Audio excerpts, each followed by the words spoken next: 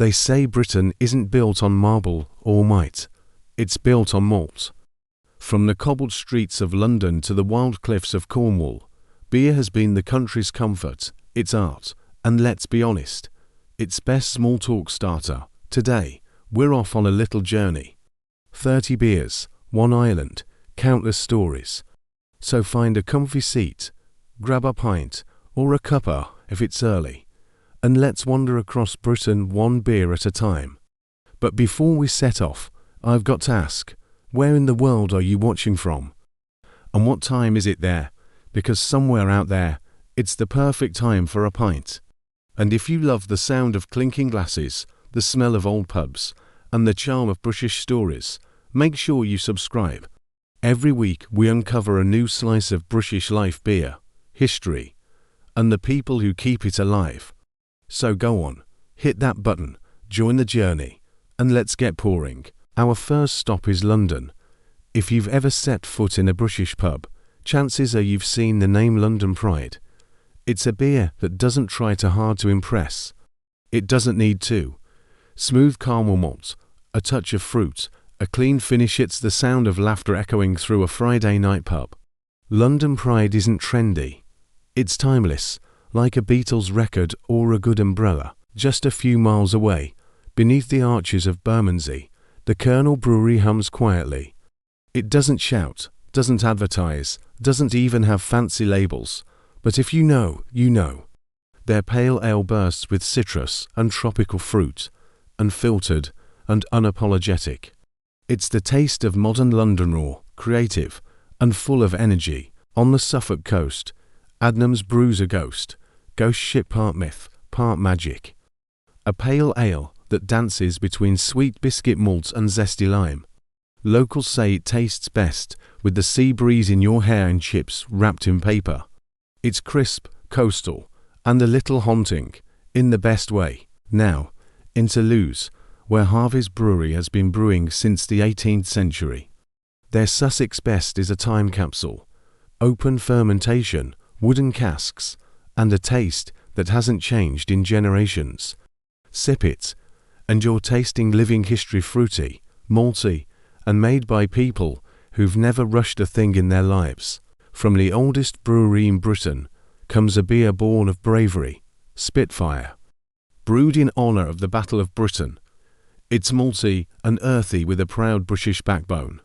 The kind of beer that pairs best with laughter, old friends, and maybe a bit of cheeky sarcasm. Legend has it that when the brewery wasn't looking, a local ferret snuck into the cellar and helped himself to a pint. The result? Thirsty ferret, malty, nutty, with a hint of toffee and mischief. It's comfort in a glass, like a cosy pub after a rainy walk. But Ibok means little friend in Welsh, and this beer lives up to the name. It's golden, gentle, and welcoming. One of those pints that doesn't demand attention. It simply makes your day better. The story goes that a brewer was once chased by a particularly angry goose. Instead of running, he brewed a tribute. Mad Goose is fresh, zesty, and full of life. It's a taste of the English countryside. Funny how even a goose can inspire good beer. Up in Massam, a brewer once broke away from the corporate herd. Thus, Black Sheep was born.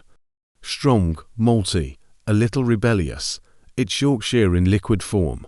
Every sip feels like it's saying, we'll do it our way. The landlord. There's an old saying. If you want to judge a pub, try its landlord.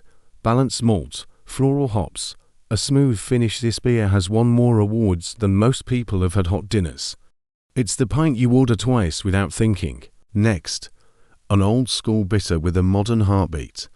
5 Points took your granddad's favourite style and gave it a fresh spin, earthy malt, bright hops, and a dash of London cool, proof that tradition still has swagger. If summer could pour itself a pint, it'd be Saltaire Blonde.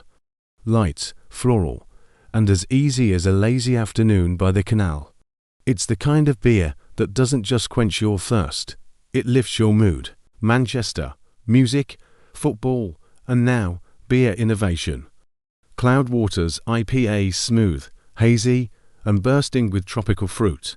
It's modern brewing perfection, A pint that feels like it was brewed for joy. Magic Rock's Cannonball doesn't mess around.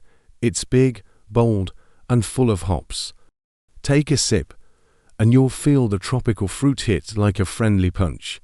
It's the beer that helped Britain fall in love with IPAs again. Brewed in a former monastery, faith is more than a name, it's a statement. Soft, juicy, and full of warmth.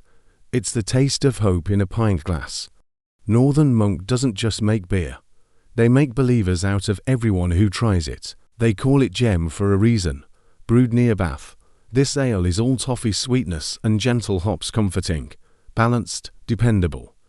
The kind of beer you'd have with a Sunday roast and a long chat about nothing at all. Down in Cornwall, there's pride in every pint. Tribute has become a coastal legend, a golden ale that tastes like sunshine and salt air, smooth, citrusy, and crisp. Perfect for watching the tide roll in or roll out. Named after the River Otter, this ale is all about nature's calm. Malty, mellow, with a soft bitterness that feels like an exhale after a long day. Devon in a glass, no rush, no noise, just peace. Britain's first golden ale, they say, brewed back when every pint was brown.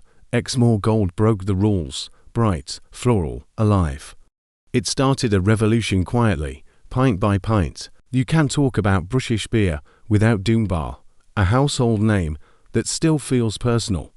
Smooth, caramel rich, and just bitter enough to make you want another.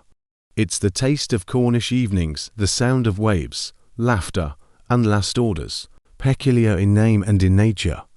This dark ale has notes of chocolate, fruit, and mystery. Sip it slowly. It's the kind of pint that starts conversations about ghosts, history, and whether the locals still brew by moonlight. The beer that made the North famous, sweet, nutty, caramel rich, it's as working class as it is iconic. Once called dog by locals, because when you disappeared to the pub you'd say, "I'm off to walk the dog." Brewed in the heart of the lakes, this ale tastes of the landscape itself, crisp water, mountain air, and quiet beauty. Jennings may be small, but its heart's as big as the fells. Now to Scotland, named after the mythical Selkie, part seal, part human. This stout's as deep and dark as its namesake. Chocolate, coffee, and smoke a story in every sip. The Scots do stout with soul, loud, brash, and unforgettable, just like the king himself. Brewdog's Elvish Juice is a grapefruit IPA that slaps you with citrus, wakes your taste buds, and makes you grin. Love it or hate it, you'll remember it. Ask a Welshman what beer means to him, and he might just say brains, smooth, amber, and proudly Welsh. It's the taste of community. Best enjoyed with rugby on the telly and voices singing along. CW to CH means hug in Welsh, and that's exactly what it feels like. A red ale with toffee, hops, and heart. Tiny Rebel proves that beer can be both fun and full of feeling. Beer matured in oak casks, once used for a whiskey now. That's Scottish creativity. Sweet vanilla, toasted oak, caramel. It's dessert in a pint. The kind of beer you sip slowly, with a quiet smile. Brewed since the 1700s, Belhaven's Scottish ale is comfort and craft combined. Deep amber, smooth malt, gentle sweetness. It's Scotland's version of a hug in a glass. Our final stop, the edge of Britain itself. Named after a Viking earl, this ale is as bold as its name.